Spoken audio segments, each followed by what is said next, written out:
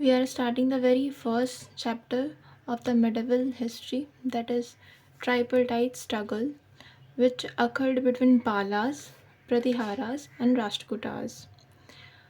ये जो था late 8th century 10th century तक करीब 200 सालों तक रहा।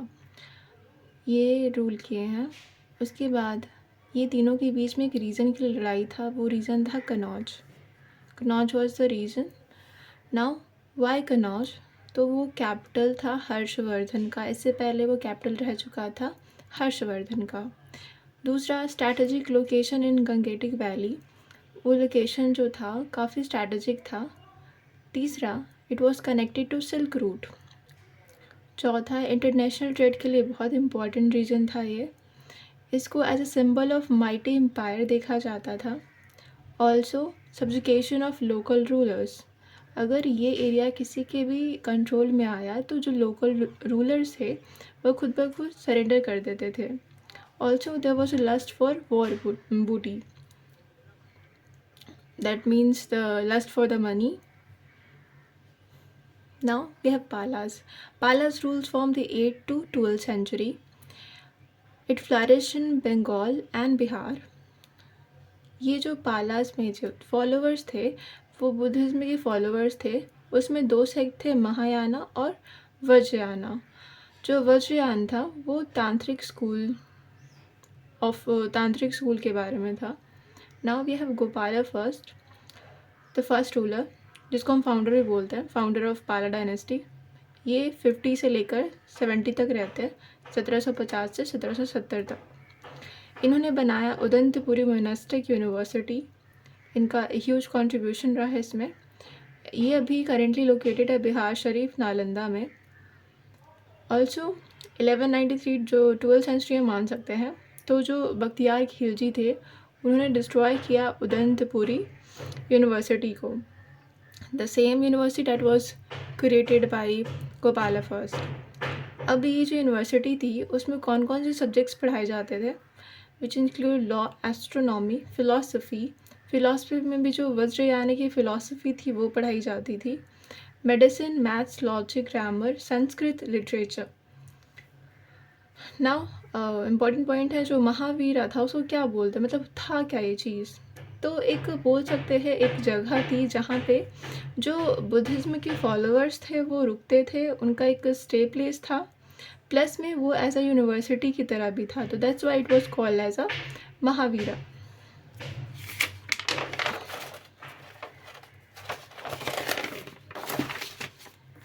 Now next is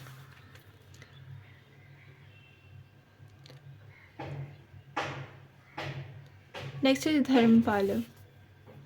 Now we have he rules from 7070 to 810. ये एबल्ड पाला रूलर थे। शुरुआत में इन्होंने हराया था राष्ट्रकूटा किंग ध्रुव को इन्होंने हराया था। इन्होंने अपने एम्पायर को एक्सटेंड किया, ठीक है, नॉर्दर्न रीजन ऑफ इंडिया। इन्होंने बनाया विक्रमशिला महावीरा, जिसको हम विक्रमशिला मोनास्टिक यूनिवर्सिटी भी बोल सकते हैं। ये लोकेटेड है कहाँ? भागलपुर में। Dipankar prominent Buddhist scholar associated with. सवाल आता है इनसे कि इनके टाइम में, पाला के टाइम पे एक स्कॉलर हुआ है जिनका नाम दीपांकर था, तो ये इन्हीं के पीरियड से एसोसिएटेड है Dipankar. Now also build Somapuri monastic university. इन्होंने विक्रमशिला तो बनाया ही, इसके साथ साथ सोमापुरी मोनास्टिक यूनिवर्सिटी भी बनाया, जो कि लोकेटेड है पहाड़पुर भी कहाँ? बांग्लादेश में। Now he also donated 200 villages to Nalanda Mahavira. तो इन्होंने 200 विलेजेस के करीब जो है नालंदा महावीरा, ठीक है, मतलब नालंदा यूनिवर्सिटी को 200 विलेज डोनेट किया। जो भी रिवेन्यू कलेक्शन ये 200 गाँव से आती थी वो नालंदा यूनिवर्सिटी को जाती थी। जो हमारे थर्ड रूलर थे दैट वॉज देवपाला। इन्होंने रूल किया 810 से 850 AD तक, ठीक है।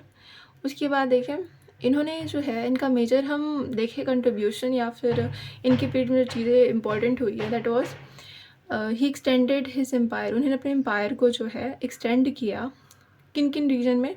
तो आसाम में, ठीक है, आसाम, उड़ीसा और मॉडर्न नेपाल।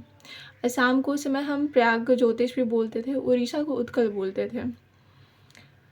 अब लेट 9th सेंचुरी में क्या होता है कि राष्ट्रकूटा और प्रतिहारास का इन्वेशन होता है, कहाँ? पालास के ऊपर। किस लिए होता है? तो वो चाहते थे कनौज पे control. Now we have Mahipal.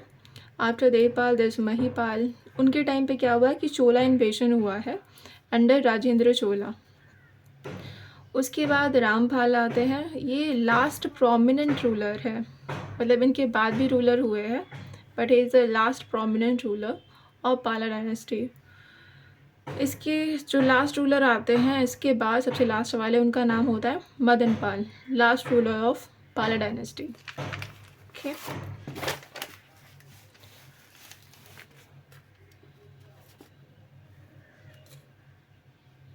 सो जो रामपाल थे ये डिफीटेड बाय सेना डायनेस्टी अंडर विजय सेन। विजय सेन के द्वारा इनको डिफीट किया जाता है, जो लास्ट रूलर होते हैं उनको। नाउ सिग्निफिकेंस ऑफ पाला डायनेस्टी, सिग्निफिकेंस क्या क्या रहा है? तो मेजरली 4 सिग्निफिकेंस हम बोल सकते हैं। पहला तो जो पहला इस्लाम अपीयर्ड हुआ बंगाल में पाला के टाइम पे हुआ था। क्यों हुआ था? क्योंकि ट्रेड हो रहा था, ट्रेड बढ़ा था बंगाल और वेस्ट इंडिया के बीच में। दूसरा था development of proto Bengali language, there was development of proto Bengali language, और वही चीज़ बना है बेसिस जो मॉडर्न बंगाली लैंग्वेज है उसका। प्रोटो बंगाली लैंग्वेज लाइक जो शुरुआत में बंगाली लैंग्वेज बनी है वहीं से उसका डेवलपमेंट हुआ है। तीसरा है चार्यापदास के बारे में, तो ये पहला लिटरेरी वर्क था, ओके, प्रोटो बंगाली लैंग्वेज में। इसमें पोएम्स होते थे जिसमें तांत्रिक बुद्धिज्म लिखे होते थे। किस पे लिखे होते थे? पाम लीव्स पे। It was written on palm leaves. जो राइटर्स होते थे उनको हम बोलते थे महासिद्धास। तो चार्यापदास के राइटर को हम महासिद्धास बोलते थे। और last Buddhist imperial rule in north India, 4th significance है कि बुद्धिस्ट इम्पीरियल रूल रहा है नॉर्थ इंडिया में लास्ट वाला, तो वो पाला में ही रहा है। नाउ ये पाला जो पाला डायनेस्टी थी वो ख़त्म होती है, उसके बाद सेन डायनेस्टी आती है दैट स्टार्टेड फ्रॉम 1197 टू 1225। इसके पहले जो होते हैं वो सुमंत सेन होते हैं। सुमंत सेन के बेटे होते हैं हेमंत सेन। हेमंत सेन उन्होंने डिक्लेयर किया independence in mid 11th century from Palas. वो पहले से एग्जिस्ट कर रहे थे बट जो हेमंत सेन आते हैं वो खुद को इंडिपेंडेंट घोषित कर देते हैं 11th सेंचुरी में, ठीक है। फिर उनके बाद विजय सेन आते हैं, उनको हम रियल फाउंडर बोलते हैं सेन डायनेस्टी के, ठीक है। After Vijay Sen there was a Ballal Sen and after Ballal there was a Lakshman Sen. He was the last ruler of Sen dynasty. इनके टाइम पे क्या होता है 1204 में बख्तियार खिलजी जो है he was a Turko Afghan. Turko Afghan means ये दोनों से कनेक्टेड थे, ये मिडिल ईस्ट से आए थे but he stayed in Afghanistan, तो दैट्स वाई उनको हम तुर्को अफगान बोलते हैं। तो इन्वेजन होता है 1204 में। Gradually Bihar came under the hands of तुर्क।